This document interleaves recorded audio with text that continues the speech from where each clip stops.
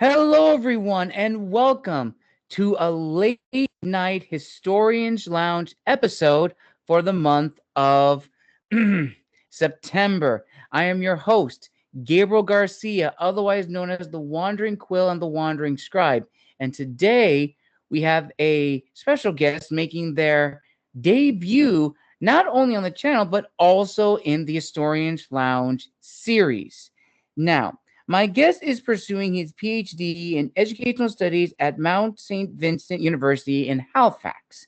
His research focuses on the underrepresentation of the First World War shell shock in the Canadian military museums within the framework of complex knowledge. He has acquired 3 degrees from York University in both history and education. He has been studying the Canadian and British experiences of shell shock for the last 5 years, writing, speaking, and publishing on this topic. His research has uncovered that the stories of Canadian shell shock soldiers have been historically silenced due to the stigma surrounding mental health. And his research seeks to bring their voices to the forefront in history education. And to tell us all about that and more, let's give a huge round of applause to today's guest, Mr. Cameron Telch. Cameron, thank you so much for coming on the show today. Thank you for having me. Not only am I a PhD candidate, I am also the managing editor at the Journal of Veteran Studies. I am a senior copyright editor at the Canadian Journal for New Scholars in Education, and I sit on the board at the Journal of Military Studies. And I'm hoping to add a couple of more titles near the future, only time will tell. My journey with shell shock began when I was an undergraduate history student at York University in Toronto, Ontario. I was taking a second year 2000 British level history course, and for our final for our final essay of the year, we were given a list of essay topics. One of the questions that stood out to me was, quote, what was shell shock and how did it change in Britain in the era of the First World War? At the time, I had a little bit of understanding of the First World War and shell shock, but as I began to dive into the primary sources, the letters, the memoirs, the soldiers' tales, and the literature, I became fascinated with I became fascinated with the legacy of the First World War and the complexities of shell shock that very much continues to resonate today with PTSD. It's not called shell shock, but I would say there are historical parallels between shell shock and PTSD and diagnosis and even in some cases treatments. Mm-hmm. And that will be the topic of this episode, my viewers and listeners. And it is a very important topic to talk about. So, Cameron, sort of like break it down for us, like in your research, what did you discover about how shell shock was documented during the First World War? Because my understanding, very limited, is that the higher ups in the military during this time, they viewed people who suffered shell shock as those who were cowards. They didn't want to go back out to war, or their cowardice. And jumping ahead to the Second World War, you have that famous instance with General Patton slapping a shell shock soldier, and that made huge international news. So, in your research, what did you uncover that sort of like fascinated you, but also shocked you? Well, if you read most of the literature, the history of shell shock is largely a British narrative, and I would say the Canadian experience is starting to come to fruition. Within this larger historiography, you encounter shell shock from the lenses of the officers, the doctors, the politicians, and the army hierarchy. And from the perspective of army doctors and generals, they argue that shell shock was a type of condition where soldiers were pretending to malinger just to get out of frontline duties. They also saw shell shock as a form of cowardice where soldiers who displayed fear and could not live up to those masculine ideals of bravery, courage, and militarism were seen as cowards. very little in you'll come across are the actual passages written by shell shock soldiers. And the reason why very few primary documents exist is because you have to look at a time in the First World War where there was the stigma of having shell shock and mental illness, and most soldiers do not write or discuss their well-being in fear of persecution, Mm-hmm. ridicule, the idea of weakness, and not living up to their family's expectations. When those few voices do talk about their shell shock experiences I've encountered, you get a variety of perspectives. Some of them are ashamed of having shell shock, and it's not so much the stigma of having shell shock, it's that they're not at the front line fighting along with their buddies and not contributing to their war effort. You have others who recognize their condition as another war wound and are fine with their injury.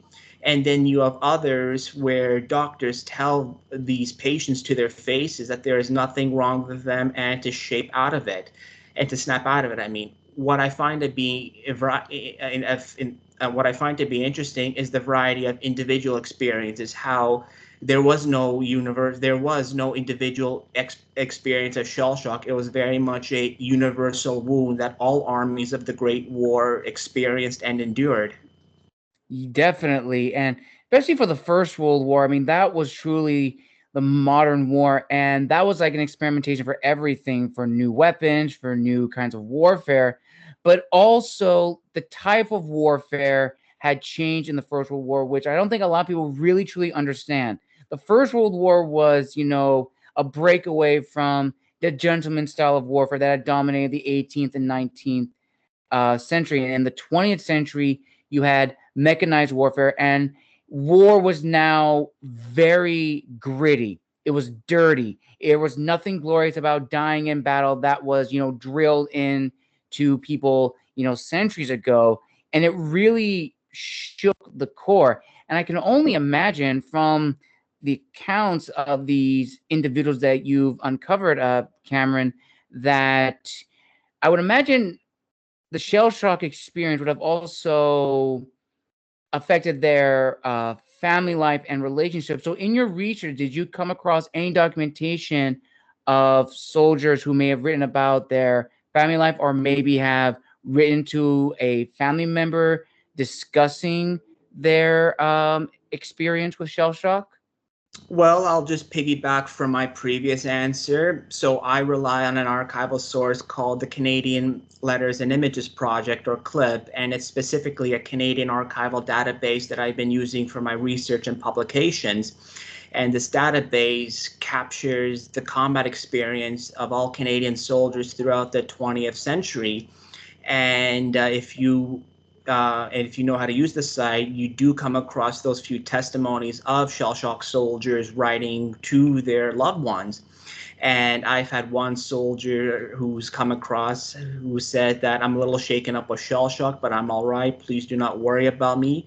Whereas on the extreme end, you have another soldier who said that I've completely lost my mind. I have felt the strain of the war coming on.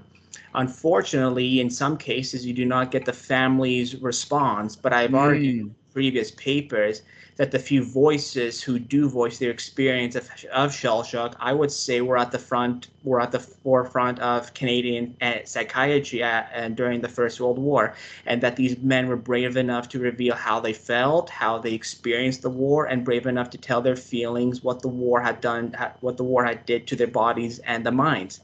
It would be fascinating to uncover the family's responses to their Right. loved ones, but maybe me or some other historians can encounter those replies. Definitely. And I also feel the study of shell shock, and eventually, as the time to go on, PTSD, or now PTS, we always tend to talk about and focus on, the Second World War, because you have a little bit more documentation. But I definitely feel the First World War definitely gets shafted a lot in those regards, which is very, very unfortunate, because there are soldiers that have gone through, as you said, Cameron, a shell shock of varying levels, where, as you said, yes, I do have shell shock, but I'm all right. And Mhm. then you have the others who are on the extreme end that are to the point of having a mental breakdown that they feel like I'm a broken man. I have a wound that's never going to heal. Mm. Now, going back to your bio, you've been writing a lot on this. You've been doing a lot of speeches on this. Why do you feel that this topic of shell shock for the Canadian military in the First World War has not gotten a lot of scholarship in the discipline of history? Well, as I've said, it's a largely British narrative. It was 200,000 British soldiers were diagnosed with shell shock during the First World War. If you look at the Canadian example, it's officially it's 15,000 Canadian cases within the Canadian Mm. Expeditionary Corps, but that's the official number that historians have recognized. But the unofficial number is a lot higher, and we have not uncovered those numbers because there are far too many casualties, and so we may never know. We may never understand the official Canadian number, which is obviously beyond 15,000. Mm. I would say in my research, I'm trying to push to the forefront the Canadian experience of shell shock. And recently, I'm hoping that my article published in the Journal of History can fill in the gaps within the Canadian sense. It was on a 1919 Canadian film called Shell Shocked, and it Mm. was starred by Sergeant John Joseph Atherton of Alberta.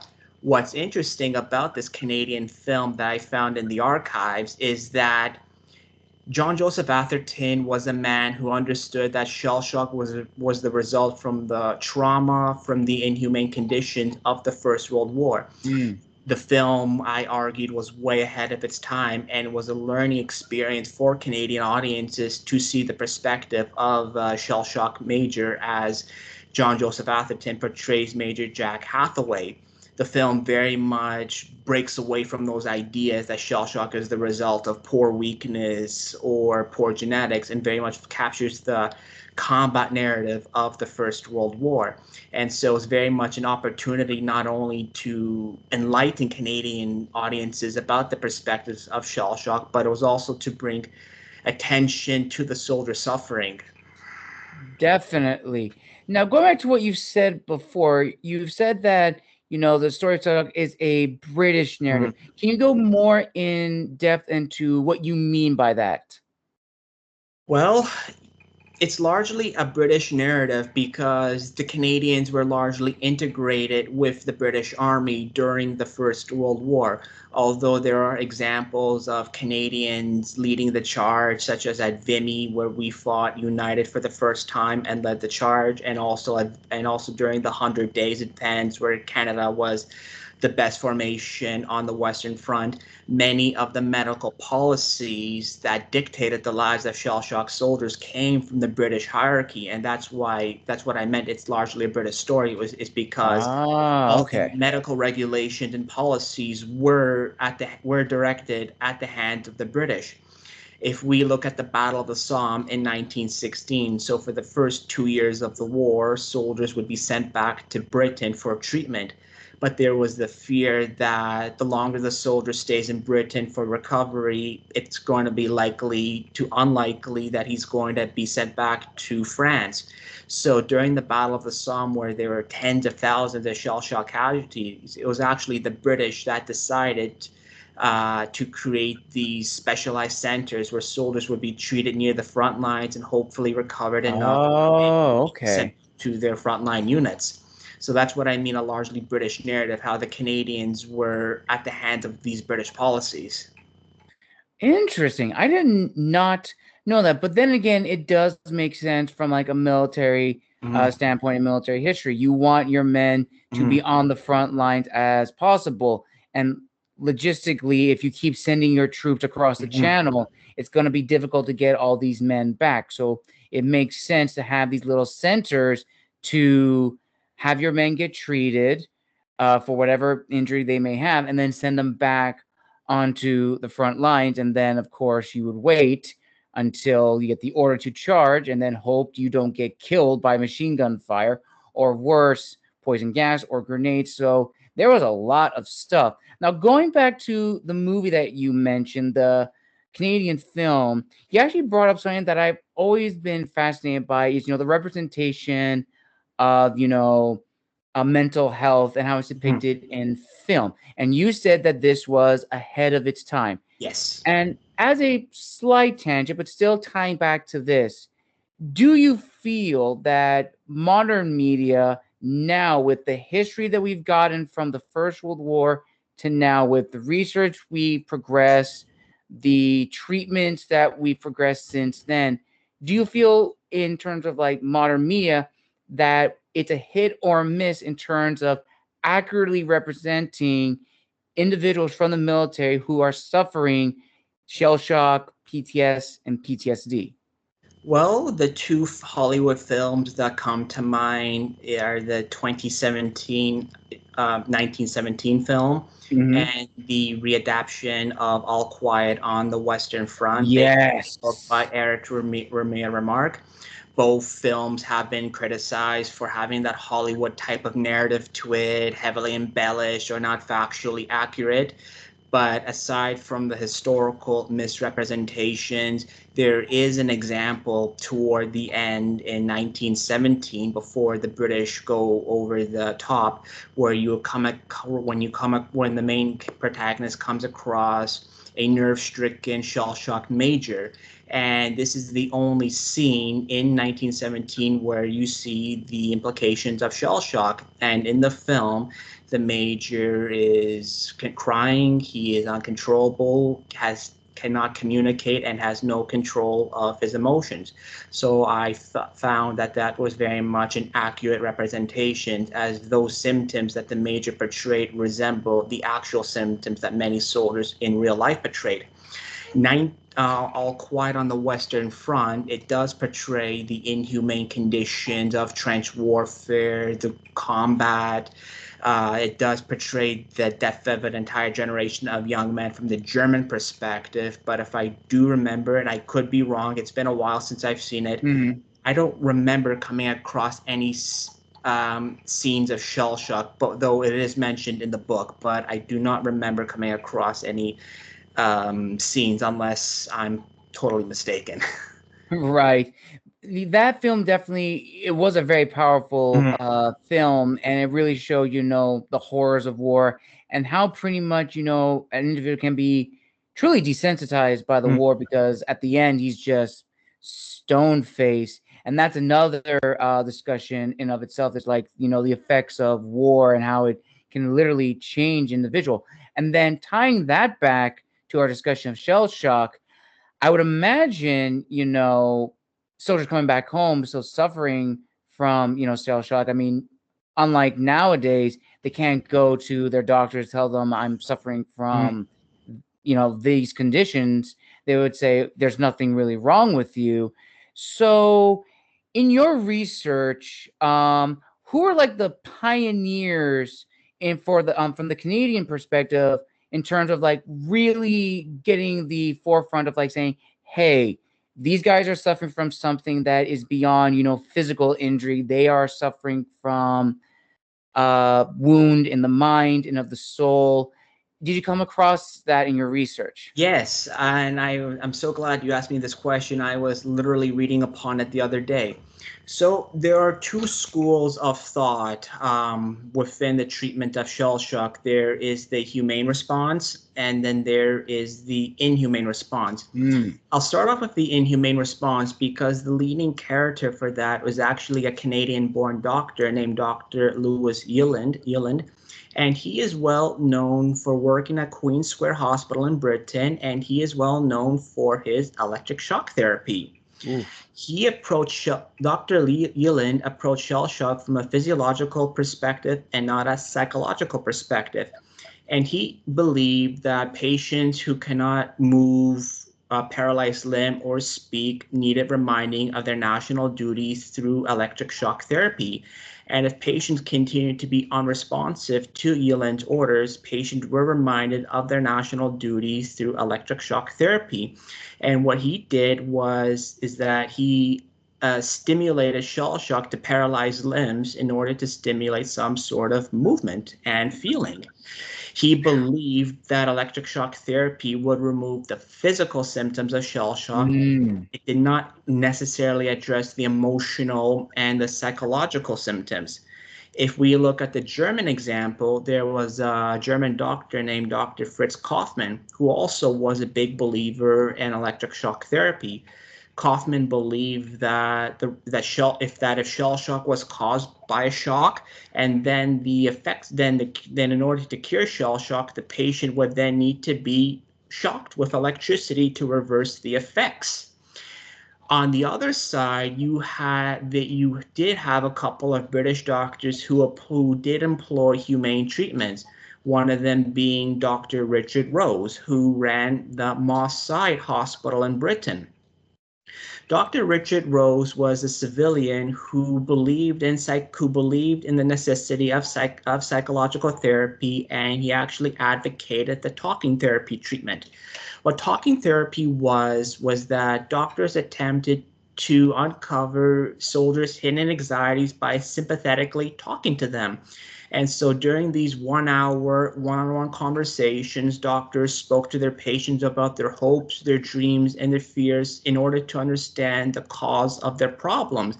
Some soldiers felt uncomfortable because they were discussing their feelings in front of another man for the first time. And you have to understand, many of these soldiers came from the lower working classes where they Mm-hmm. grew up in the ideals of masculinity. Others thought that they were being manipulated to talk to these doctors, as these doctors would determine whether or not they would be sent back to the front. But for the few patients who did speak with their psychologist, it did provide some sort of relief, as Richard Rose, for example, was able to uncover some of these hidden anxieties and remove some of these fears. I would argue the most well known in the British case is Dr. W.H.R. Rivers. Rivers ran the Craig Lockhart Hospital in Scotland specifically for officers. Rivers also employed the talking therapy treatment, and he was known as a miracle worker who was able to get his patients to understand their fears and ultimately help them live some sort of normal life once patients had overcome their fears. In some circumstances, when the memory is too gruesome and the soldiers cannot talk about their fears, what Dr. Rivers would attempt to do is that he would attempt to point out, for example, he would attempt to point out the best outcome in each of his patients' fears. In one session, Dr. Rivers was talking to a patient and this patient was beyond traumatized as he was discussing his friend who was blown up by a German shell. And so, in order to give this soldier some sort of relief, he mentioned to this soldier patient or to this officer patient that despite your friend dying a horrific death, it was also a quick and painless death. And that helped the soldier come to understand his fears, despite how horrifically horrible it was. Many of these psychologists tended to promote an atmosphere of cure and distraction. And when I say an atmosphere of cure and distraction, it was meant to occupy their minds, distract their minds from the horrors of combat by engaging in things like activities, hobbies, Right. Photoshop, teaching at the local boys' school, growing in vegetable garden, growing plants in the growing vegetables in the hospital's garden. But at night, when these men were not engaged, that's when the halls of Craig Lockhart, for example, would be filled with the screams of these officers. So I would Mm. say there would be two schools of thought: the humane approach and the inhumane approach, in terms of different treatment and characters. Wow, that is very, very fascinating, Cameron. And I'm actually just shocked, but I'm not shocked in the sense that, from the lenses of modern days, like we think of like shock therapy is like, oh my gosh, that's horrible. But also the historian in me realizes that makes sense at the time because they Mhm. believe that, physical injuries were, real. They were tangible. You can actually see them. Wounds of the mind were things that were still a foreign concept to people at this time. So this is all incredibly fascinating, and I imagine the research behind them is just equally fascinating. Now, has there been any images associated with these different schools of thought? Did the press ever go to these institutions, or are those still kind of lost to the records? I would say that I would argue, again, going back to the British example, there are media representations. So, for example, in the British media, shell shock officer victims were seen as, because they're coming from the upper class, they were portrayed as victims who had sacrificed their nerves for the war and were seen as war heroes. In the media, there's very much public sympathy, public understanding, and there's actually media campaigns to raise awareness about shell shock, that Mm. these men who are over on the Western Front are not insane, but rather broken and traumatized men. And there are various media appeals to raise specialized hospitals for shell-shocked officers. For example, Lord Knutsworth was one medical reformer who advocated for the care and treatment of shell-shocked officers, and through his campaign in the media, he was able to raise public funds to create the Palace Green Hospital for shell-shocked officers, where they were given treatment, where they were provided with the best medical expertise and treated in these secluded like mansions.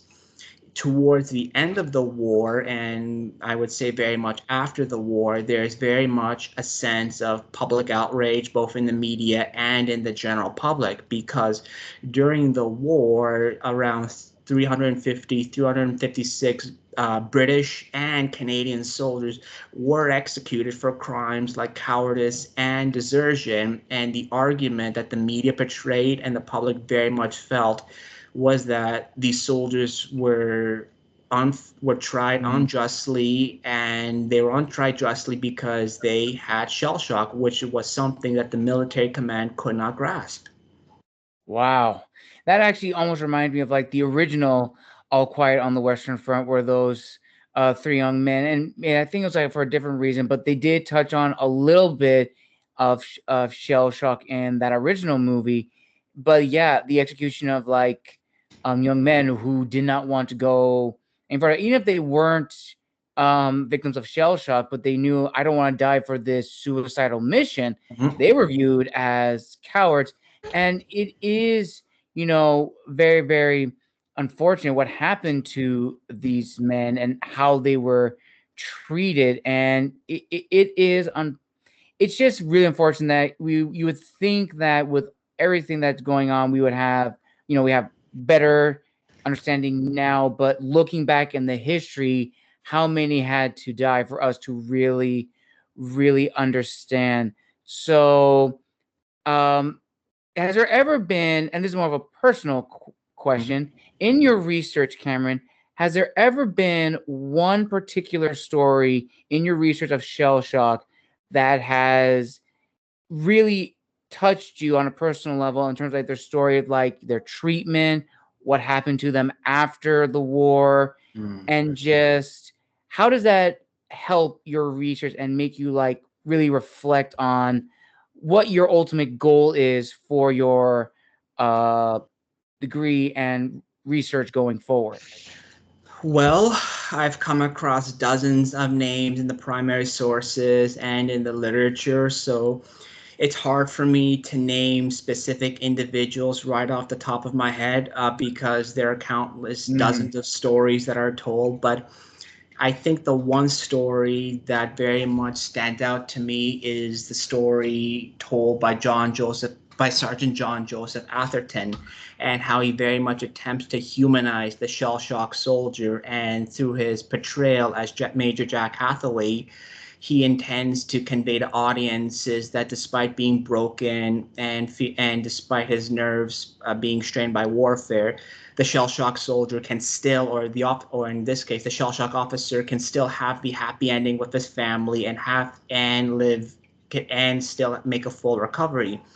I think the story of John Joseph Atherton in the film very much humanizes the shell shock condition that they're very much men to. They were men with their own families, hopes, dreams, and fears. Young men who went off to war in 1914, young men with families, lovers, girlfriends, wives. So what I want to do with my research and other publications that may come forward is to humanize the shell shock soldiers that, despite the medical theories and despite the disdain for psychology during the First World War, I want to very much convey that anyone, even the toughest of soldiers, can have a psychological breakdown in warfare, and there's nothing wrong with having some sort of breakdown. Definitely. And from what you just said, that reminded me of another piece of media. And again, jumping to World War II, but it's a really powerful scene. It's in the HBO miniseries Pacific. Mm. Specifically, there is a character, a secondary character, who was a gunnery sergeant, who was like, the gung ho Marine. He was, in charge, not in charge, but he was in this unit. He was like, the one that everyone looked to. And there's this one scene in particular where you see, or one of the main characters sees, the gunnery sergeant sort of like quietly break down. Mm-hmm. And he goes from being this, gung ho Marine to just being, a broken old man who's been in the service. And it's a really powerful scene because you're right, it is true. Like, even the toughest, bravest, gung ho individuals in the military, they're still human beings. They're still Mm-hmm. men, and men can be broken. And in those instances, they don't need ridicule. They don't need to be shamed. They just need our compassion. And going back to the media again, were there any newspaper articles that talked about shell shock that were imperative to your research? Well, I would very much piggyback on my previous answer with the public appeal, how public campaigning, public funds, and there was some sort of public understanding and awareness, especially in the British Times national newspaper, that these men were not broken or insane, but they were rather traumatized. And I would even say how after the war, not just with the media, but with private charities, there, like for example, the Ex-Service Welfare Society, it was a British charity established in 1919 to care for traumatized victims and their families, and how even after the war, there was still the need to portray these men as not just insane, but mentally wounded men who were heroes and deserved recognition for their war service. Definitely. And also going back to your mentioning of the schools of thought, most people who like hear discussion, learn about, the inhumane, people think, we don't need to learn about this. We can only focus on the humane. But I argue it is important to talk about the inhumane because there is research there. It is important. Yes. The information that is gathered from the inhumane school of thought, it is uncomfortable, but history is supposed to be uncomfortable. There are topics that are meant to make us really understand and learn why, and to grow and to improve. So this is kind of a big question. Well, maybe not a big question, but definitely a question that needs to be talked about. So in your research, I know you're still within the First World War, but do these schools of thought go beyond the First World War, possibly even mentioned in the Second World War?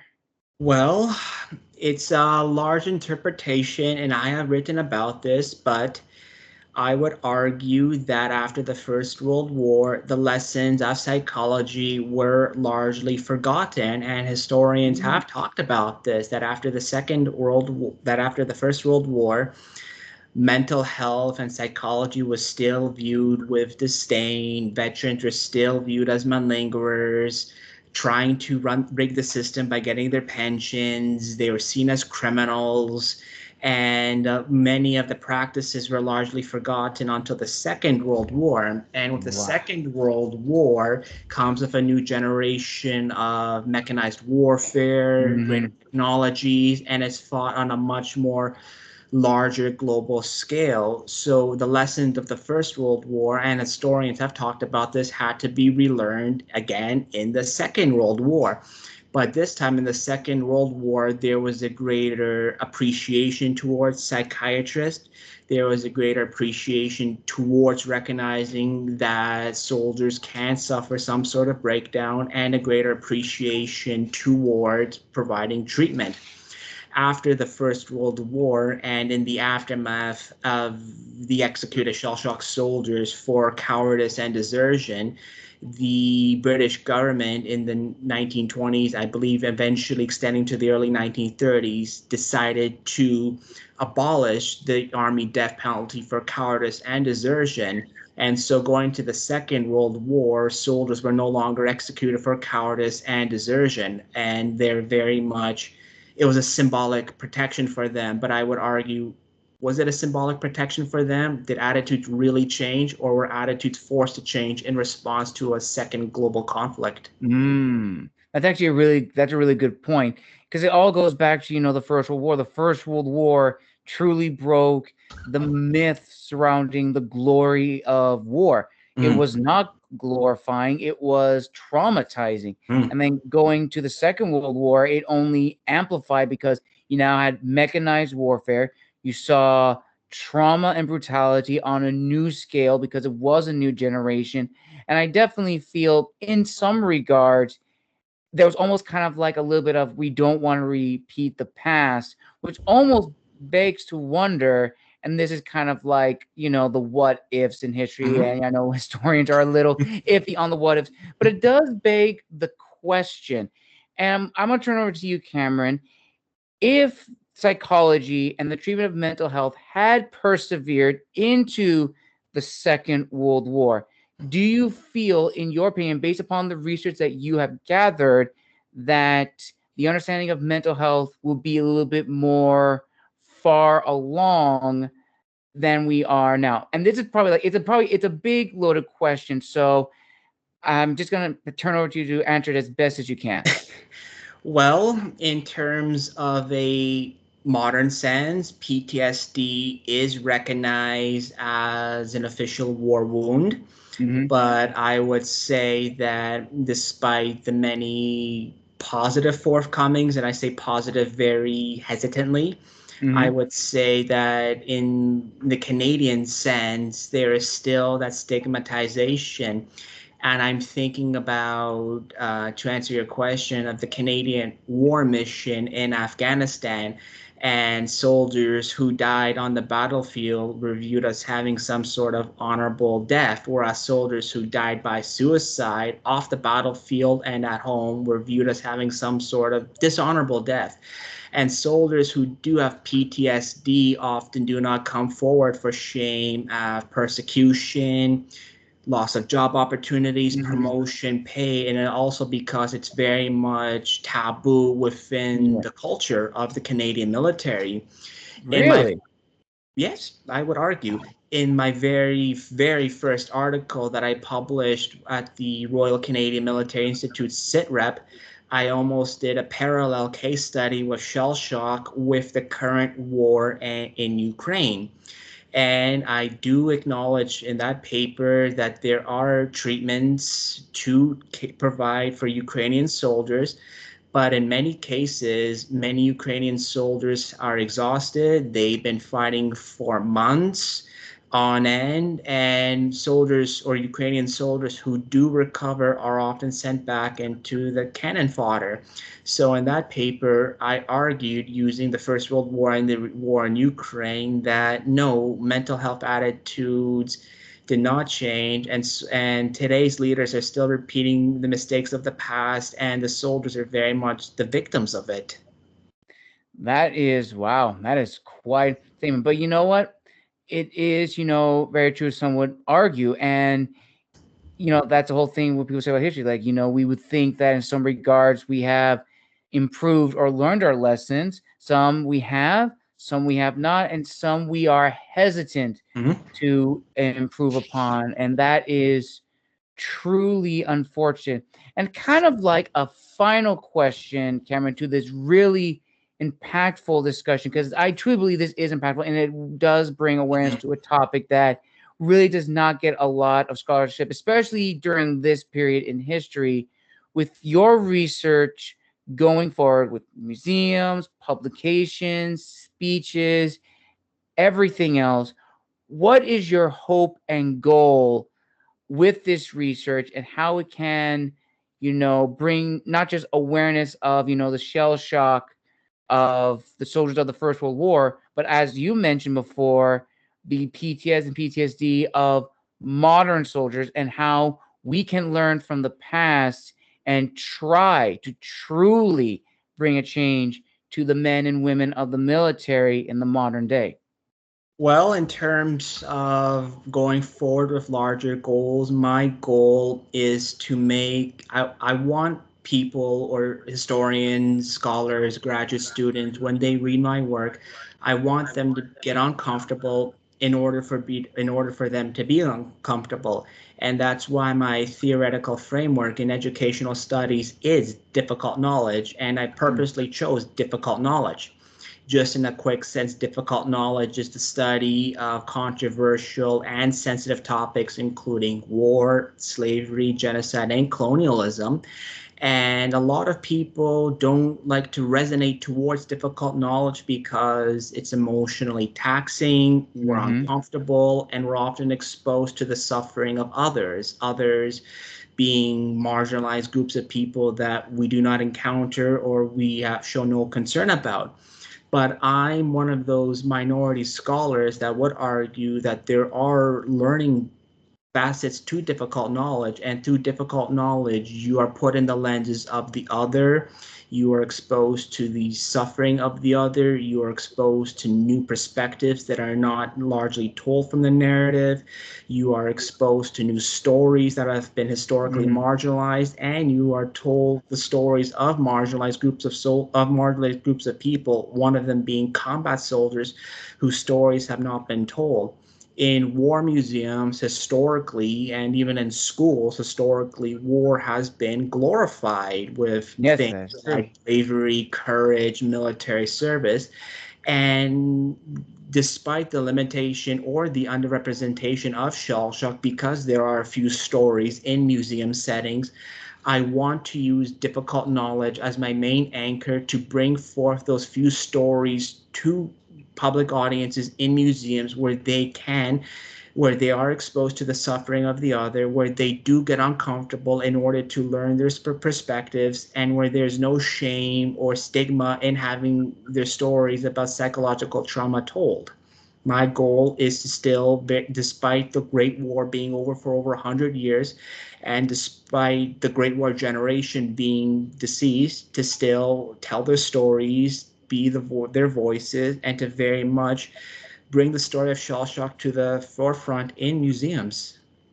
That is beautifully said, Cameron, and probably like very, very profound. And almost just to add to that, it actually reminded me of a book another guest mentioned on the show a year ago when we were talking about the Valexky's brothers, who were glorified in the movie Defiance with Daniel Craig and Liev Schreiber, and the story about them, about, the Eastern resistance as opposed to the Western resistance with the French, and their story of, like, these people were viewed as either heroes by one side, villains on the other, and different perspectives.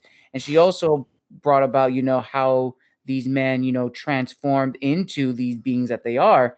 And there's one book in particular, I don't remember the name, but it talks about the German police in one area and their story of how they transform, like the psychology of how these men transform from good men into these, monsters who committed atrocities. And understanding the psychology of that, it's uncomfortable, but it is very, very fascinating. And it is true, going back to your point, as you said, difficult knowledge is, it's supposed to be uncomfortable, it's supposed to make us, real, but history is filled with difficult knowledge.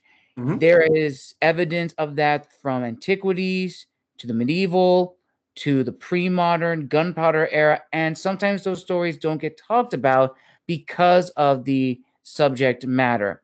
and especially in schools. Now, I do feel when it comes to these subjects, you do have to understand the audience of Mhm. presenting the difficult knowledge and presenting it in a way that's going to make them understand. And as they get Mhm. older, then you can fill in the gaps or help them fill in the gaps themselves, because ultimately it is a crime to not tell these stories, or at the worst, rewrite the history of it so that way it doesn't seem as bad as we're seeing now with history nowadays, and especially for the topic of shell shock, which people would argue, we've covered it, we've covered every avenue. Cameron's research proves otherwise, Mm. ladies and gentlemen, because the shell shock experiences of the men in the First World War doesn't get talked about as much, and it should. And just to end on this, as I would say, we historians, we want to tell their stories. As you said, Cameron, we want to be the voice for the voiceless and keep their history alive, because if not, then who will, Mhm. ultimately? And with that little somber note, I want to thank you all, my viewers and listeners, for joining us for a very, very important late night Historians Lounge episode for season 2. I want to give a huge thank you to Cameron for making his debut on the channel. We wish him the best going forward in his research.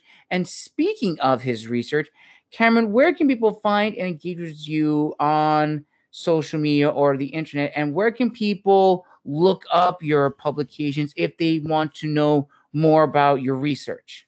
Well, I'm on LinkedIn under the name Cam Telch, and that's where you can follow me. And I have some of my articles posted. In terms of reading, if your viewers are interested about this Canadian film, Journal of History, it's affiliated with the University of Toronto. So if they type in Journal of History, Shell Shock Film, it should be there. I believe it's the first Google search. And in terms of other research, I had a pop play I had another article that was published in the Canadian Journal for New Scholars in Education. And it's a lost play I found in the archives, 1958, and it's called Antietam in the Lower 40. Ooh. And I write a review essay about the American experience of shell shock, and I go into the case of how if we think the Canadian story is underrepresented, the American story is way Mm-hmm. underrepresented. And so if they want to check it out, Canadian Journal for New Scholars in Education, and they can read my review of Antietam in the Lower 40. I will link all that down below in the description of this video. Thank you, everyone, for joining us for this very, very powerful and really, really insightful episode of the Historians Lounge Season 2. Again, a huge thank you to Cameron for coming on the show, telling us about his research, his goals, and why this topic is so important to discuss. So, Cameron, thank you very much for coming on the show. I greatly appreciate it. Thank you. Thanks for having me. You're welcome. And as always, viewers and listeners, make sure to like and subscribe and comment down below. What was your favorite part of the interview? Or better yet, what topic that we discussed within this episode really, really intrigued you? Comment down below. And as always, this is the Wandering Scribe and the Wandering Quill signing out, wishing you all a wonderful morning, afternoon, or evening, wherever you are in the world.